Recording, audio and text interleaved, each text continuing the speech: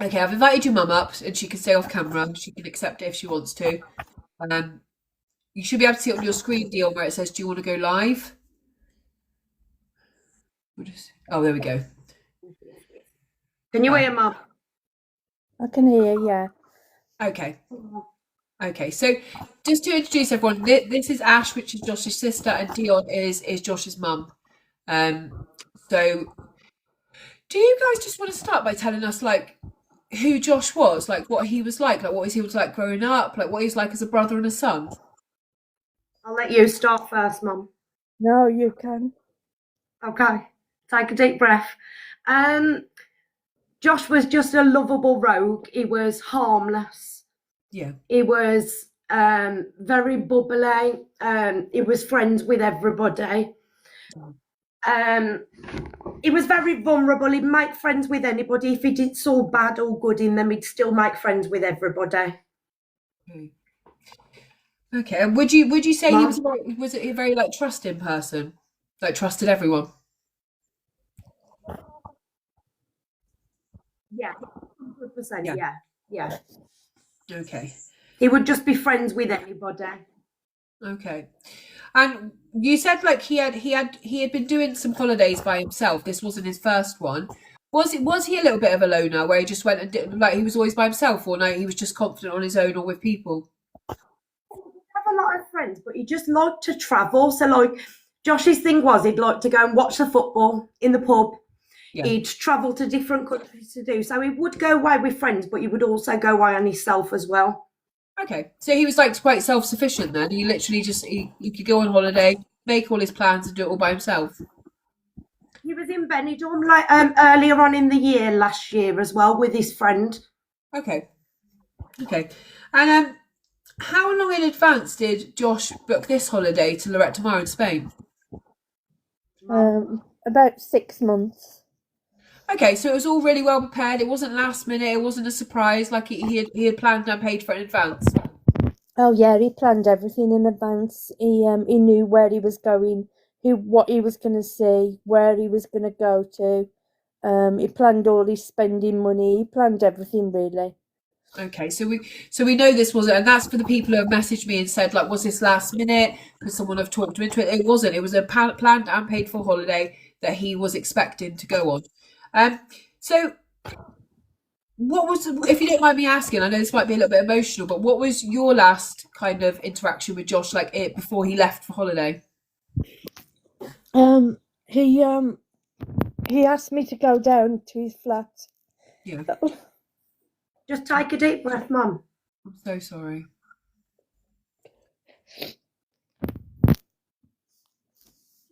Come on. So sorry. I helped him crack his case. Yeah.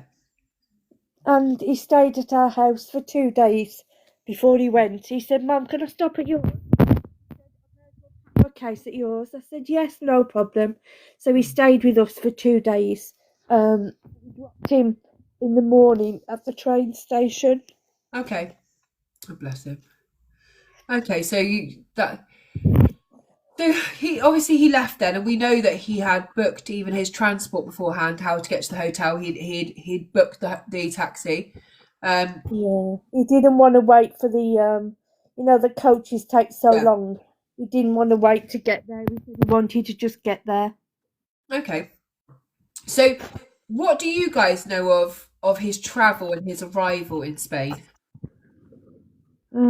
So before Josh went on holiday, he arranged through one of the Lloret de Mar sites that he was going to have a private taxi because he flew to Barcelona and he had to get to Lloret de Mar. Girona was the closest airport, but the flight company went to Barcelona, so we had a long transfer. So we booked a private taxi about 2 months before he travelled. Mum, keep still because your speaker keeps going funny. Oh, sorry. Yeah, you just cover the speaker a little bit. Okay, so he knew that he was going to have quite a long trip and he wanted to be comfortable. He took the taxi. And then he was picked up by that taxi driver. And what do you know about the route then? Because I know he stopped for kebab and everything, what was the route to the hotel? Do you know anything else about that, or just that No, he? not really. I only know that he went and got a kebab Yeah. and got back to the hotel about 12:30, I think, at night. Okay. Perfect. So the next day, we know that Josh. No, so actually, when he had spoke to you guys, hadn't he? Because he'd shown you around his hotel room and everything. Sent a Yeah. video of himself in the hotel. He was basically showing the pipe work in the hotel to my mum's partner, saying that it was really dodgy here and it was a shithole, basically.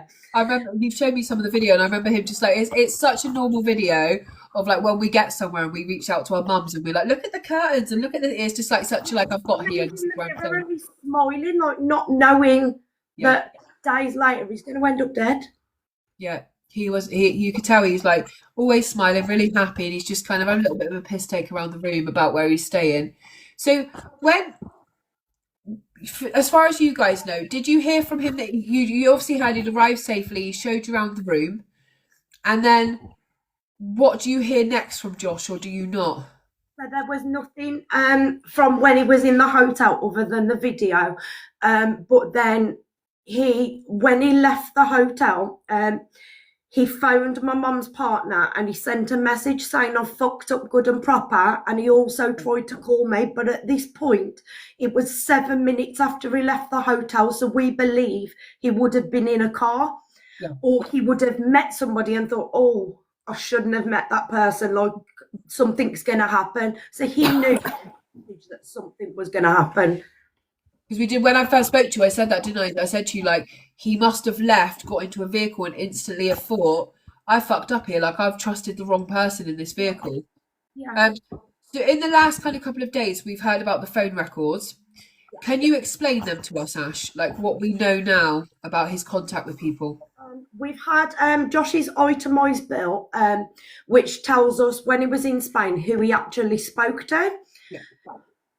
So we can't name because we don't have any factual evidence, but we've got suspicions about the taxi driver, always. So on Josh's itemised bill, there is proof that Josh contacted the taxi driver after he was in the hotel. What, that night? Yeah, that night. He was in contact with the taxi driver, and he also made a call to the taxi driver's taxi company as well. So he had his personal number and the taxi company number. And then the other one was, so there was another number, a Spanish number, that Josh sent 2 messages to as he left the hotel. And also the taxi driver, he called Josh as Josh was walking out of the hotel, and then Josh called him back. So we've been speaking to the taxi driver, and the taxi driver has told us that on the way to the hotel, he took Josh to buy drugs as well as a kebab. Okay. Yes. Okay. They had more contact in the hotel. We have tried speaking to the taxi man. He hasn't he, Mum? He's answered everything we want him to. He's answered everything we want him to, but we know that Josh had a lot more contact with him than what we thought. So yeah, it's suspicious as hell. And then why did they call each other? It was kind of as if I'm outside, so Josh calls him, and then he puts the phone down, and then he calls back to say, I'm outside, I'll come and meet you. This is what I mean. So if for instance, Josh did go and buy drugs that night with the kebab, why would then Josh wake up the next morning and want to go directly to do the same thing again? There was no need. He'd already done that. If what the taxi driver is saying is true. I fully believe that when he went for this kebab and he took him to buy drugs, we've asked where he took him to buy drugs, but he hasn't told us that part. But I believe something's happened here with the wrong people, and then it's kind of gone back to the hotel with Josh then, kind of thing. And then that's why he's been speaking to this taxi driver. And then the other number, we don't know who it is, but it's a Spanish number. We've passed on the information to the police with hopes that they will investigate it. Yeah. The police have turned around and said the taxi driver's number, they said there is no concerns there, so there's not really much else we can look into. Apparently, he's been spoken to as well by the police, hasn't he, Mum? Yeah, only when when Josh first was found in the woods. He hasn't been questioned since. I wonder if they maybe said to Josh, like, if you give me the money tonight, then tomorrow we'll deliver it. And I wonder if at that point Like that, yeah. Josh has then started being quite like incessant, like, I gave you money, where are you? And when the taxi driver's fobbed him off, then he's phoned his taxi company, meaning the taxi driver's now pissed because you've reached out to my company. So he's like, I'll meet you tomorrow before you go to the bar. I'll one bell you when I'm outside and I'll give it to you. And at that point, it's turned nasty for Josh because we all know young men that go on holiday, party, everybody does it. He had no children with him. There was no reason why he couldn't have if he wanted to. But why would there be the constant calls and texts if he already got it? Don't make any sense. He'd already got drugs.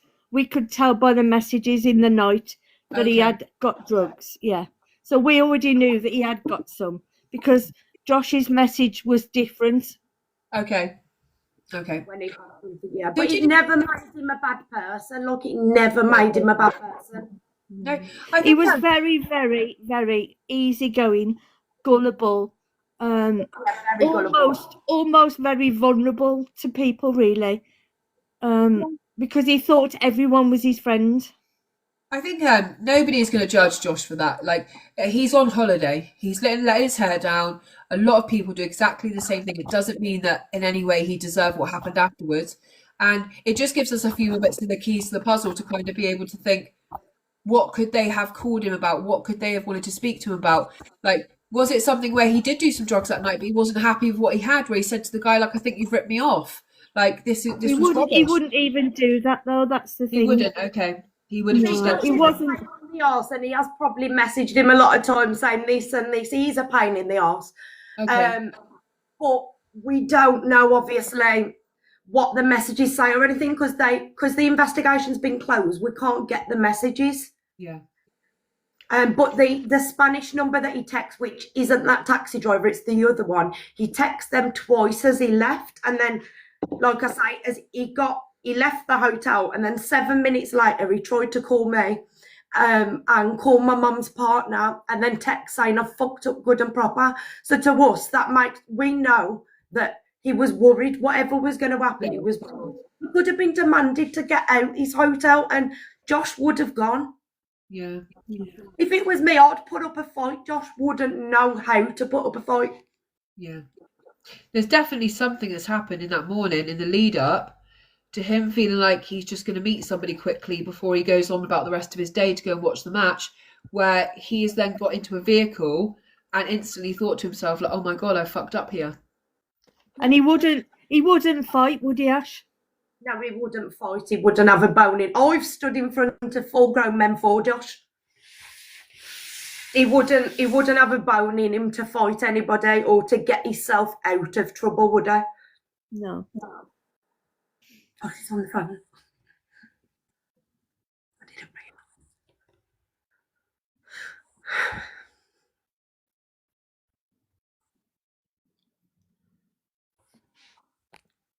Sorry, one of my kids has got to be picked up from school. I'm just going to get her big sister to go and get her. Just give me 1 minute. I'm so sorry.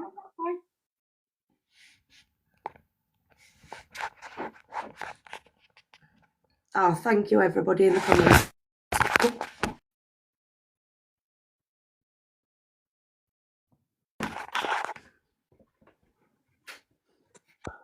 We haven't found his phone yet.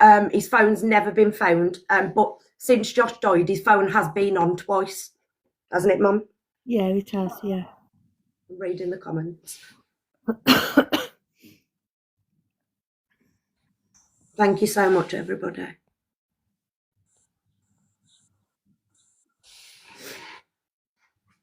Oh, they're going really quick. I can't keep up with them. Can you see the comments, Mum? Sorry. Yeah, Sorry, my 13-year-old needs picking up from school. Oh no. So for you guys, do you feel like that time, like the 10 minutes before he left his hotel and the 7 minutes afterwards is where everything had kind of changed?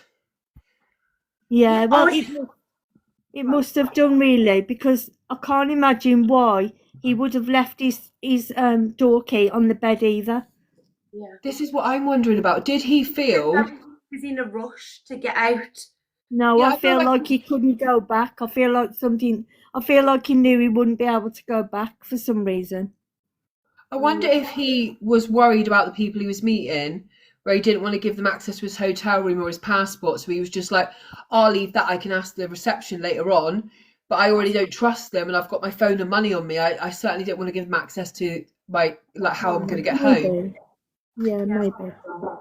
Um, I can't believe that even with new information like this, the police don't want to even look into the fact that Josh had been there such a minimal time that he had no chance to have all these Spanish numbers and stuff on his phone unless the taxi driver had provided him with some kind of contacts. Yeah. It makes no sense. The other thing is, out of the blue, now I've never heard any real contact with the Spanish police. Okay.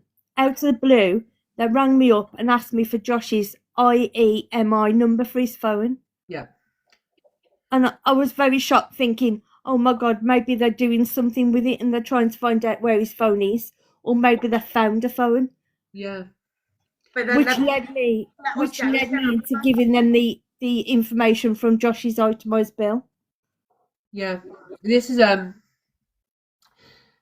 it's just so the unique 15-digit code, which is I used to work in phones, it's we call it the IMEI code or the IMEI code. It identifies each phone. So you would think if they wanted that number, it's either because they want to check if the phone they've got there is Josh's, Exactly. or because they've raided someone's home, for instance, found multiple phones and they want to know which one belongs to Josh. But it would lead you to believe they have found a device. Yeah. We sent them the itemised bill with the Spanish numbers, and they basically said that there's no news of interest, so they're basically not going to look into the numbers. And we're like, oh, well, you've destroyed everything of Josh. Like, the least you can do is we've got proof of who he contacted. He's looked into this a little bit more, but no, they're not interested in the slightest, are they, Mum? No, they believe Josh walked up to the woods and died in there, got lost and died in there, and died of natural causes. Mum, tell them about the start when Josh obviously went missing, and what happened with the taxi driver, because he confirmed Josh's death before the police did. He did, yeah. Yeah. Explain the start bit, Mum.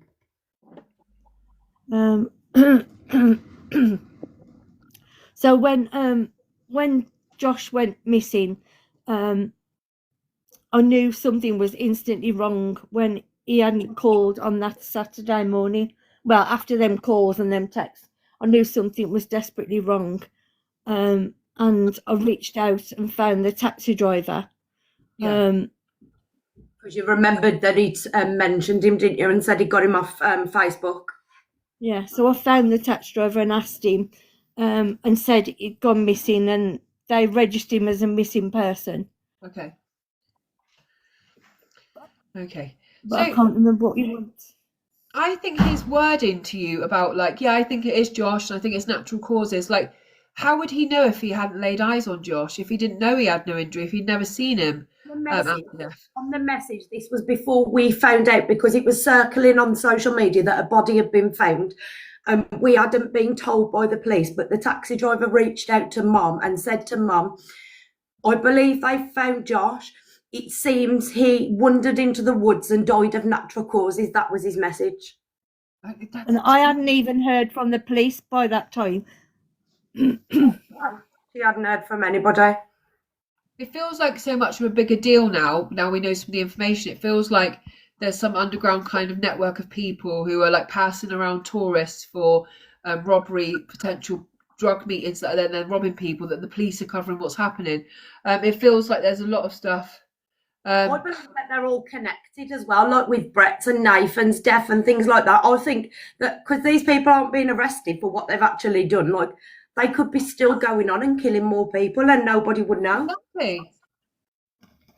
Like, that's what I don't understand. Like, right now, that taxi driver is working. He's picking up further tourists. He's dropping them back to similar hotels. And he knows already that nobody in Spain is doing enough to kind of help kind of find out what happened to Josh. So he's kind of like free and easy on going. we've been told if we put his name out there, then we could be done for slander because we don't have factual evidence that he has hurt Josh. Actually, that man could be completely innocent, and we could ruin his whole career. Yeah, of course. And I would hate to be that person. Yeah, but and suspicion in the back of your mind is still there. But I wouldn't want to be that person who ruins someone's livelihood. I just wonder why he didn't up front when you guys contacted him and then Josh had been found. Why he didn't say, well, I spoke to Josh this many times. Like, I had quite a lot of contact with him that morning, that night. Like, why is it only when you've kind of gone forward and said, like, we have this bill, that all of a sudden they're like, oh, okay, yeah, I did speak to him more. He has been on and off, hasn't he? Yeah. I asked him about a month ago. I woke up and suddenly thought, why don't I just ask him what sort of contact he had with Josh? Yeah. So I asked him to retrieve his messages. He said, oh, I had my phone stole that night. Of course, right, okay. So then I said, well, retrieve your messages then, didn't I? It was strange as well because he was contacting Josh on Facebook, and then when we asked for all the messages from Josh to him, he changed to WhatsApp. Right, okay. Yeah. But it was kind of, the messages that he was sending was kind of as if things were missing. Yeah. Out of the messages, like it didn't make much sense, but then everything we have asked him, he has answered. We don't believe it, but he has answered.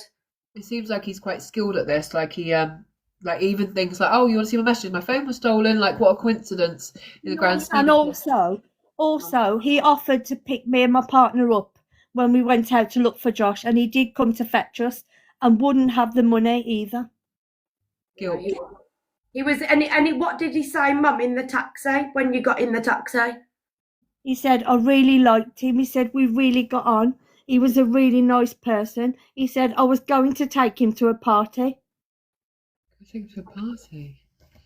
I was going to take him to a party. It's just,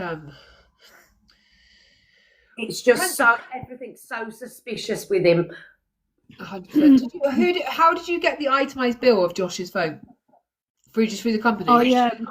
I begged his phone company for it. And have they said why you can't see the messages? They've said that it's not easy to do. You only can do those things via police. I wondered if it would only be by warrant. Have you spoke to a local police where you've just said, like, all we want is access to the phone? Like, that's what we need. Yeah. The British police, when they were thinking about investigating, when it was still going on in Spain, they said that they'd got the call logs like I had at one point. And when he told me that he wasn't investigating anymore, the case was closed, he told me he couldn't tell me any more information that was on that call log. Right, okay. Because those messages are like imperative to know what was happening and what was going on, aren't they? Like, if we saw all the messages, we would know what's happened roughly, but we can't get them. We've tried everything, haven't we, to get them? Well, the police can retrieve the messages, but neither the British police or the Spanish police have got the case open. So yeah, that's the worry, isn't it? Because it happened in Spain, the British police are like, well, it's not our job, and then the Spanish police don't do anything ever. They won't help in any way. They said if they had new information, they would look into it, and you're giving them new information and saying, actually, Josh had a lot more contact with Spanish people while he was there, and we just want to know what they were saying. I would be interested in what he said to the cleaner as well, what the conversation was. We wanted to know that as well, and I did email the hotel, and I never had a response. And I also said that I want to see the CCTV again of Josh entering, checking in, and then like leaving the hotel again, and they haven't responded to that either. They won't show us. And then as Josh comes out the hotel, so there are cameras either side of the road, and I've tried everything in my power to get footage of Josh coming out of the hotel to see if he got in a car or where he went. And we've been told leading up to where Josh was found, no cameras work. They only pick up reg plates of cars. Right, yeah. And we took photos of over 20 cameras that would have got his last movements. Yeah, it just doesn't make any sense. Like, everything here is so coincidental. Like, nothing works. Nobody saw nothing. No one saw nothing. It just like, we see this over and over again. And Spanish police just do not want to knock tourism. They don't want to get involved. And it's always the same story. And they're just like, it's just another person. But to you guys, like, he's everything. Josh is everything. And you just want to know what happened. And also in the area that he was found, so it's like it's kind of like a posh housing estate, and then over the road you've got the woods, and it's silent there, like it is blissfully silent. So somebody would have known if a car pulled into that lay-by, and was like, I don't know if they were moving him out of the car to put him in the woods, but they're trying to make us believe that Josh put himself in the woods. Mum has got the same condition as what Josh has got as well, and Mum couldn't even walk through the woods because of how uneven it was. Even if the neighbours had Josh going up there by himself, you've got a man who's dressed like a tourist, it would draw attention straight away. They would be thinking it was really suspicious. Why is he here? What's he doing in the wooded area? It would look really odd. Someone would have seen it. And then the annoying thing is the cameras on the houses in that area are all pointing, well, there's a few of them that are pointing to the entrance of the woods. One of those cameras would have caught that car pulling up, but nobody's. We've took letters, posters, when we was out in Spain for his cremation. And then we're going to redo all the letters again and post them to the addresses. But it's like people are scared to tell us that they have seen something.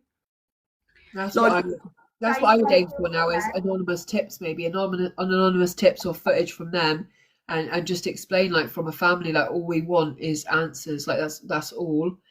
We don't want to get anyone in trouble. We don't want to. We'll never tell anyone who gave us what, but you just need to know, like, how can you rest the whole thing that went on with Josh's body, like, I believe that's because there was more damage to Josh's body than what we think, because 12 weeks we had to wait for that DNA to come back.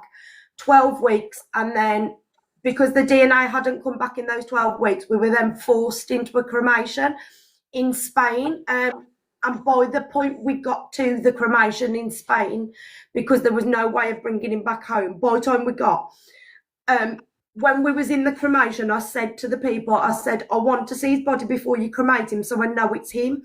And the man said to me, he said, there's no way you can go in there due to how decomposed he is. And I said, well, I want you to take a picture. I said, I know he's got a huge wolf's tattoo on his arm.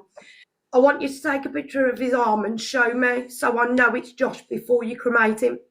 And so they did. The man went in and he took a photo of his arm. And when he came back out, he showed me the picture. And I just looked at him and I said, what's that? I don't want to see that. I want to see Josh.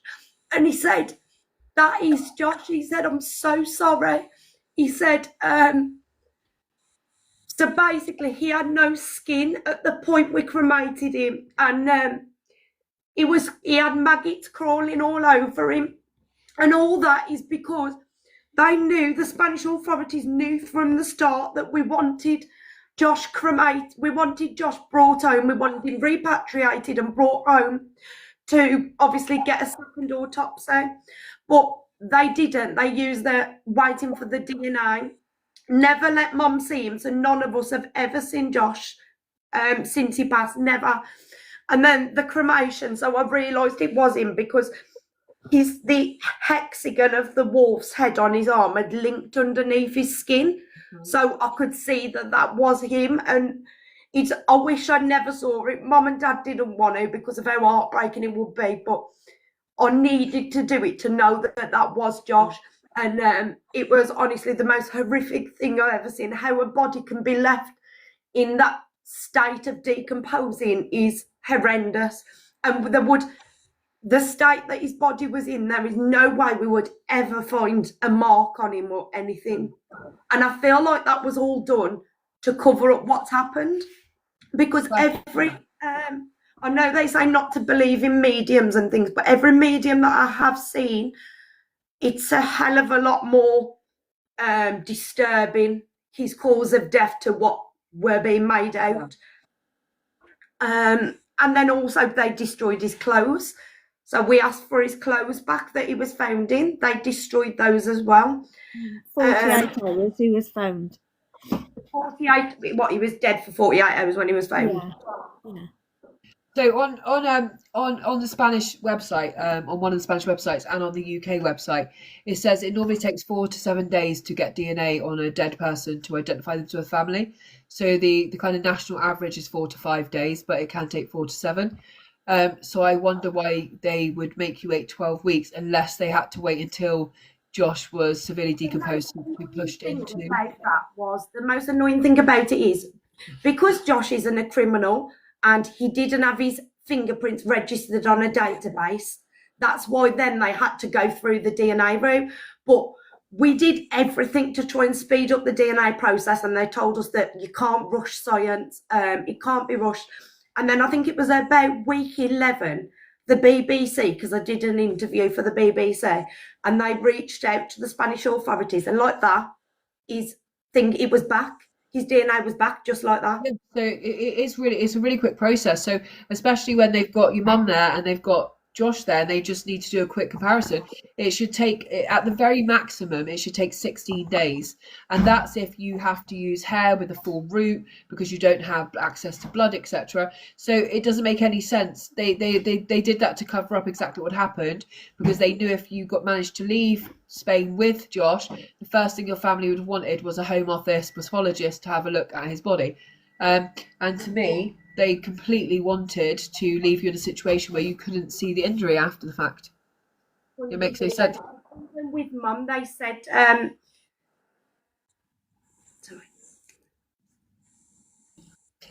yeah, it feels they forced your hand completely. They said to Mum, when Mum went to the police station when Josh was reported missing, they said to Mum that it's 100% your son. Josh at this point was the only missing person registered from that hotel. He had a distinctive tattoo. He was wearing his hotel wristband, and they still said to Mum, that's not enough proof, even though they told her it was 100% Josh, that's not enough proof, you can't go and see him. So not only did Mum go out there to try and look for Josh, then she gets there, finds out that Josh is dead, but then she gets told she can't see him due to DNA. She can't see him, but it's okay. She can go to the hotel, collect his belongings, and collect his passport. Makes no sense. It makes absolutely no sense at all. Passport back home. It would make you believe, like, even for the taxi driver to have got hold of you straight away and been like, oh, by the way, it's just natural causes. Like, he's not a medic. How would he know that? And why would they all be working to make sure, like, to be fair, if Josh had only been outside for 2 days, there was no reason why in any other situation they could not have taken your mum and her partner to the morgue and allowed them to identify Josh. There was no reason. They said because Josh was found without his ID, that was the reason that he couldn't be formally identified. But like when Mum went to the police station, they told her it's 100% him. He was the only person registered missing. He had his hotel wristband on, but then they still didn't let us see him. So none of us ever got a chance to say goodbye. This was in September. We've only recently, last week, had his funeral back home, because we were forced into a cremation in Spain. Well, we were told we can either bury him in Spain or we can cremate him. And obviously our first thing was, well, we want him home. So we cremated him out there, but it was horrific. And the whole cremation process was like that. It was done within a second. Of course. Well, why couldn't they have put him home that quick? That's what I don't understand. But obviously they put you in a situation where even if you'd buried Josh in Spain, you never could have got a second autopsy because they'd allowed his body to disintegrate so much. And it's just, I don't understand it in the police situation, how they let this happen.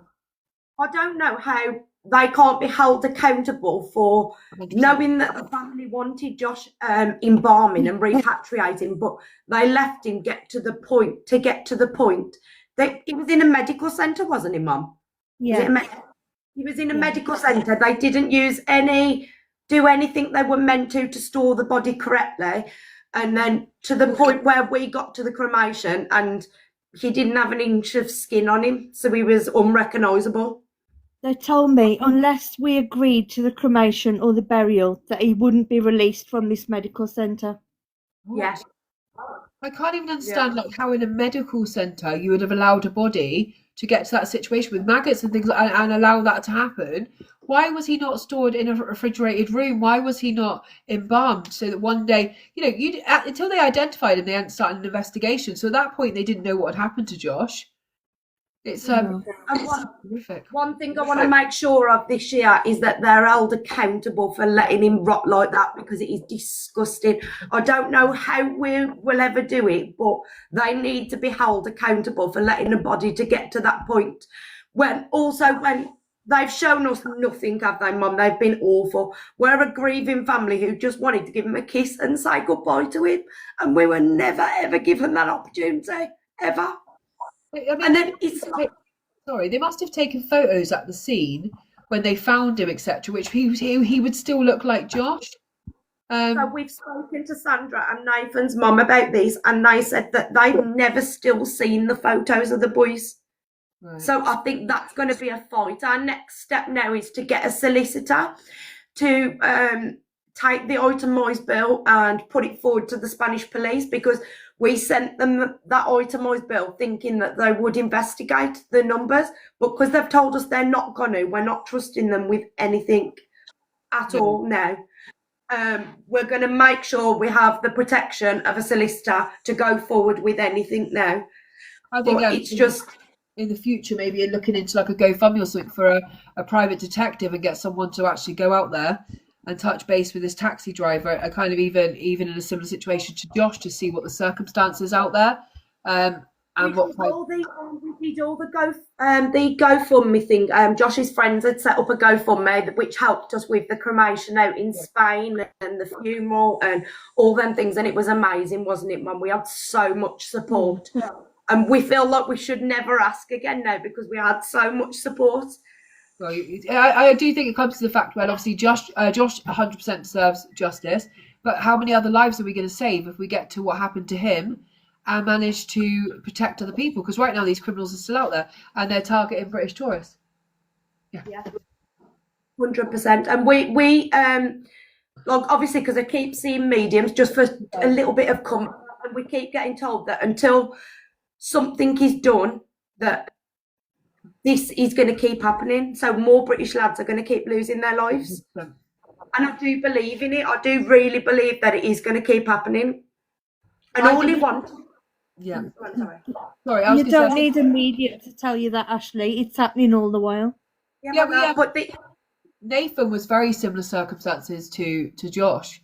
Nathan met someone that evening in a taxi-like situation that took him somewhere to be robbed. It's quite clear with Nathan. I mean, Brett was murdered, but his circumstances are different. But we're seeing this over and over again, and Spanish police are ignoring it. We're losing young men all the time. If they were to say to Josh, "Give me your money," Josh would go, "Okay," and he would just give it them. Like, he hasn't got a backbone in him to fight a battle. He really hasn't, and it just makes me so sad. How all I think is, imagine how worried he would have been getting in that car and then realising, like, I've messed up, I'm about to die. It makes me ill. It really does. That's the thing. Right now, like, obviously the Spanish police are not listening, and it's, you guys are just asking to know what happened in Josh's final moments. Like, was he scared? Did he know what was going on? Who was with him? Who put him there? And then you have a separate fight, because what you said about the Spanish police and how they stored his body is one of the most disgusting things I've ever heard in a case. The level of disrespect. That's something separate to, obviously we need to find out what happened, but that also needs to be brought to light. And our government need to start doing something. Our government need to step up and put up a fight against the Spanish authorities, because it's inhumane. It was horrendous.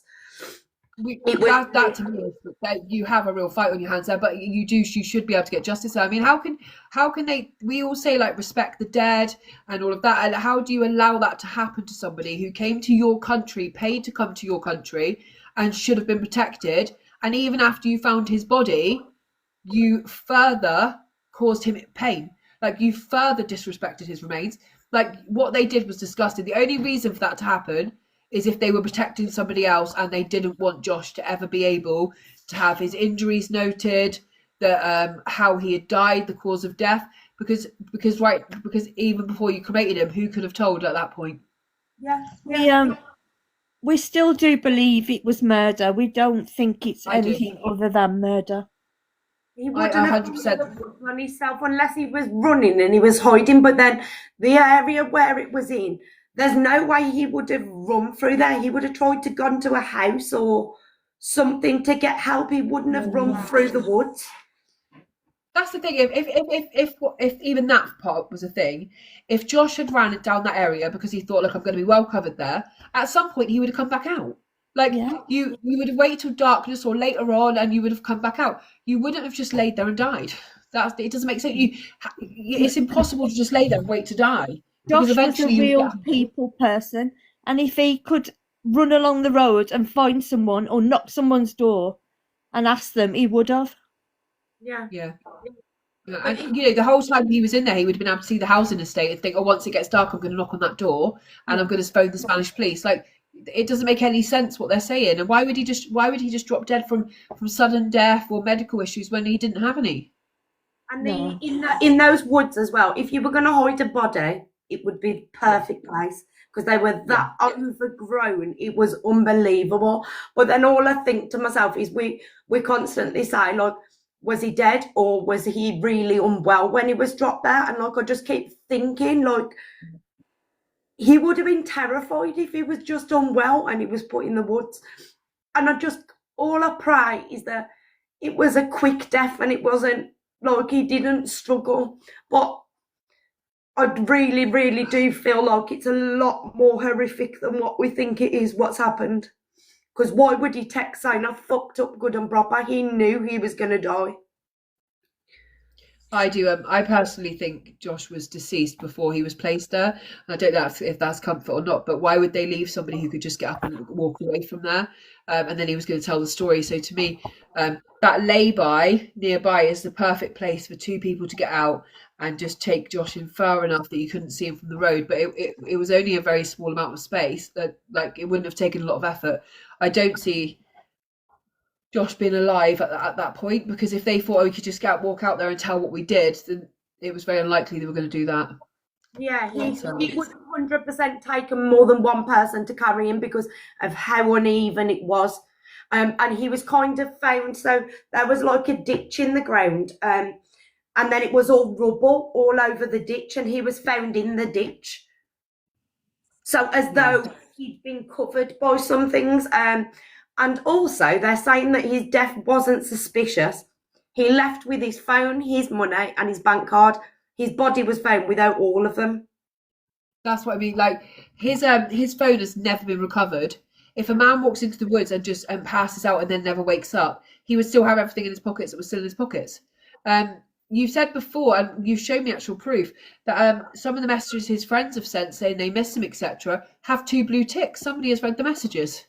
There's twice that we know too that his phone has come back on. So Mum, obviously, after Josh passed, she just always used to phone him. And the one day she phoned him and the calls were going through. And then the other one, his friend had sent him a message and the message had been read in October. He died in September. Yeah, it makes no sense. And we saw very similar in Brett Dryden's case to this, that his phone has been used multiple times.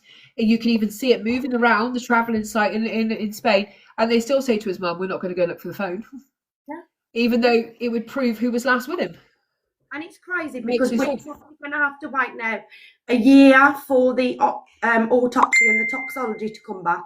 And then we're probably not going to believe it at that point because of how much we've been let down as a family. We're still not going to believe it. And then it's just sad, like with all the other young British lads that have died out there, they've had our opportunity to be able to have a second test done. We've never, ever going to have that opportunity now. So we just have to live with what if, like, did this happen? Did this happen? That's how we have to live. And it's horrible. It's horrible. Yeah, I checked with all the pubs in that area. And Josh had never been seen in any of them. But he'd booked a table to watch the match, hadn't he, Mum? Yeah, at Dave's bar. Dave's bar. So Josh had very different plans that day. He had plans. He knew where he was going and what he was going to do. So it seems like we just need to understand why he had to go back and meet that taxi driver. It's very unlikely, like by that point he already wanted more drugs, or there was something where he felt like he was going to meet someone, and then he was like, oh my God, I fucked up. So something instantly, within 7 minutes from leaving that hotel, changed drastically his situation. I genuinely think if he's gone to this kebab place, he's gone to buy this kebab, maybe there's been a drug deal there kind of thing, and he got him something, and then, I don't know, maybe Josh has gone back to the hotel and they've said, you've got to give us more than what you've given us. And Josh has been like, I haven't got it. And then there's been a bit of an argument kind of thing. Ashley, he had plenty of money in his bank account. Yeah, he did. He had money. His bank wasn't touched either, was it? No, he had plenty of money. I wonder, because he didn't touch the kebab, it wasn't like he wanted the kebab. I wonder if it was the kebab place itself that was selling the drugs. Because to go in and make the deal, he had to take a kebab, because otherwise it looks on top, right? You've got to take something. So he bought the drugs, took the kebab, and then just placed the kebab down, did what he was doing. And then maybe either he asked to get some more, or they said, no, you owe us some more, or, you know, all of those things. This is what it feels to me, because that kebab was always stuck in my head. Like, if Josh really asked to go out of his way to buy a kebab, why wouldn't he have eaten it? And why, if you were going to buy some Coke, would you want a kebab? Yeah. So it only could be that you went to that kebab house to buy the drugs. And that's why the taxi driver's kind of not saying, because it's these are people that hide among us, right? You've got a taxi driver, people who own a takeaway, and it's those people that seem to be involved in this, and that's why the Spanish police will cover it up, because the thing that really bothers me, if it's about money or anything's about money, he actually had plenty of money, so he could have got more money. That's why it feels like it's something more than that. Like, it's something more. And there seems to be something in Josh at that morning, had spoke to someone, started panicking a little bit, left his hotel key behind, left his passport, kind of took all his money, maybe thinking like, maybe I can make this stop if I just give them this, or, you know, and then I can perhaps go on to do what I'm doing today. So it just seems really, really kind of like that last morning was so important. Yeah, the thing that I can never live with as well is when he left that hotel, I didn't know that he'd called me, because it hadn't come through to my phone. So he'd called me as he'd got into this car or whatever he'd done. And it just makes me feel so guilty. If I'd have answered that, I could have tried to stop it, but I didn't even know he'd called. And then he texted my mom's partner saying that I fucked up good and proper. And then after that, then he never had contact with anybody, like anybody ever again. Oh, Ash, like I know that must like really stick with you, but Josh knew you adored him and you loved him, and it feels like whatever had already started in motion that morning was already away with itself. And I know it doesn't help, and I wish you had that photo from the video that he sent to Mum of him in his hotel and literally smiling. He'd hung all his clothes up like he was prepared for the holiday. What happened from then to him leaving that hotel to make him that scared? He knows he's going to die. Like, what happened? Something must have happened. Obviously, we know the link with the drugs, and we know that it's possibly going to be along those lines. But did they demand him to get out the hotel, or because he could have locked himself somewhere in the hotel and just phoned Mum, and Mum would have flown out to go and get him? But it's like that much pressure, he had to get out. And I don't know why, but I've always got this thought in my head, and it's always, did somebody ever go to his room and we were not showed that footage of somebody going into his room after he was in the hotel? Because we wouldn't know, because we didn't have the full CCTV. Because that would be another reason of maybe why he spoke to the cleaner, because he could have come out and said, have you been in my room? Something's missing. Like, you know, we know his money's gone, we know his phone's gone. We don't know at what point his money went missing. So could it have been that he came out and said, look, did you see anyone coming out of my room? We don't know what happened, because no one's told anything. It's so aggravating, because we've asked the hotel for the whole footage of the however many hours he was in that hotel, but they've never been able to provide us with them. And also we've requested footage of Josh checking in. They never gave us that either. Yeah, that's like, why would they not give you footage of him checking in? Was the taxi driver with him at that time? Like, what happened? Like, something has to have happened. Like, people who hide stuff, it's normally because there's something to hide. If it's really straightforward and it's like, okay, we'll just let this family see the last like live footage of Josh where he's fine. Why would they not show you?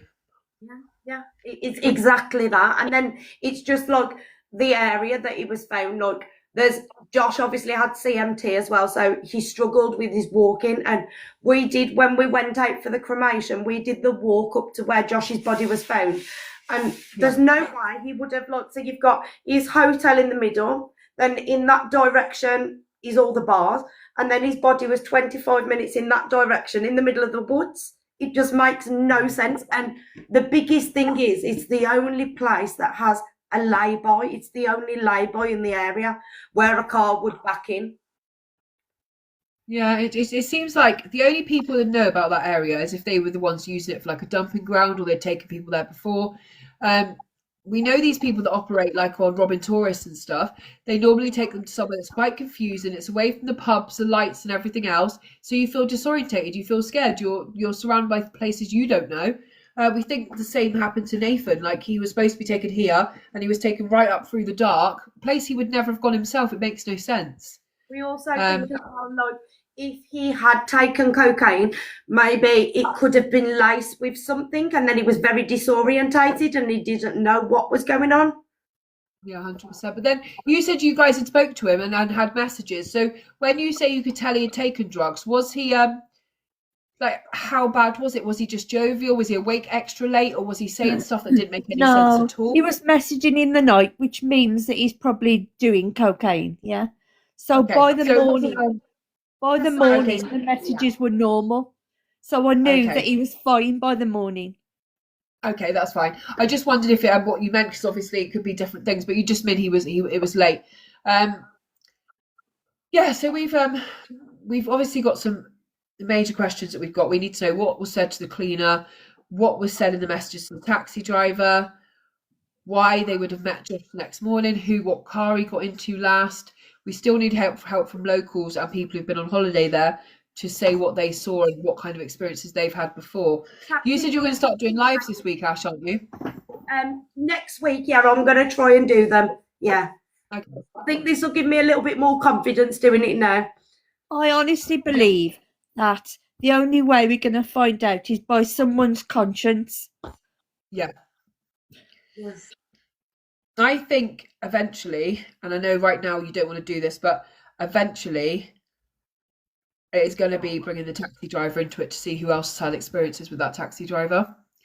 I think it's going to be, once you put out at some point, or I do, because I'm quite happy to ruin someone's career over justice, it's to say, you don't even have to say anything negative. You need to say, has anyone been to Loretta and had this guy take them to their hotel? Because Josh is not the first person this has happened to. Now, Josh may be the first person with this particular taxi driver who's died, but there would definitely be people who feel like they've been robbed, they've had stuff taken from them, they've had a negative kind of experience. This taxi driver is key. Super well known and recommended. Super recommended. Like, he's the most highly recommended person. But that to me means maybe he's, if you wanted to say arrive in Lorette tomorrow and you wanted to get some drugs instantly, you may give him a really high rating, and it may be that people are so terrified of him they'll just give him a high rating. We don't know what situation, but it feels like it all spiraled from that point to me. And I personally do believe that the taxi driver has at least knows what happened to Josh, who was with Josh last, and he knows Josh's murder. We sent the police the messages from the taxi driver saying, I took Josh to buy drugs on the way to the hotel. Why haven't the police found out where he took him to buy the drugs? Because they don't care. And I actually fully believe that the people that are involved in Josh's death, that they have more control over the police than what the police do them. I genuinely fully believe it. 100%. 100% I can believe that in Spain. Because then that puts us in a worse position.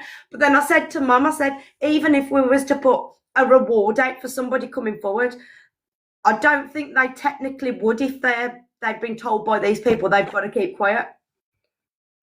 Yeah, I think that's why I say anonymous tips. If we could set up some website or something where anonymous tips would come in, because the only way you're going to get information in this case is, and maybe it's not even stuff police would take serious because it's anonymous, but it would give you guys the answers, is to make it so that there would be no comeback on someone if they spoke out. Yeah, 100%. Because even if like the houses, so like one of the houses actually looks over where he was found in the woods. If they did it late night, they were obviously being sneaky and trying not to get caught. But somebody may have seen a torch flashing, Headlights. and that's all we need. All we need is somebody to say a car pulled into that lay-by at 12 o'clock at night. The second they say that, we have something then to reopen this investigation, but it's got to be something good and it's got to be factual evidence. Otherwise, they're not. We're going to get a solicitor, we'll pay for the solicitor, we'll take it to the police, and they'll say, that's not enough. They already know all about this taxi driver, but they're not interested about him. The police would definitely know about the taxi driver, and I just wonder, was he Spanish, the taxi driver? Was he, Mum? Yes. Yeah. He's Spanish, okay. Yeah. Let's I know you've done this is your first live, so it's been a lot. I'm gonna have to get off in a minute because my little one's really poorly, she's crying. And I'm gonna go and see her. But what we'll do is let's take all this information and we'll put this video, this one on YouTube. Let's all think about it and then meet back here tomorrow at 11. And you don't even have to come in the live tomorrow if you don't want, and we'll just go from here and try to think back, because I just want to think of a few things in my head. I would love, if you don't mind, for one of you guys to message me who the taxi driver is. I won't put anything out. I won't announce his name publicly. I won't use his name. I just want to do some research. That's all I want to do. So I won't put it anywhere. I promise I will not do anything with it. I won't tell any of my people in here or in the Discord anything. I will literally just keep it to myself. I just want to have a look if I can find anything on any message boards or any of the true crime sources where other people have mentioned this man.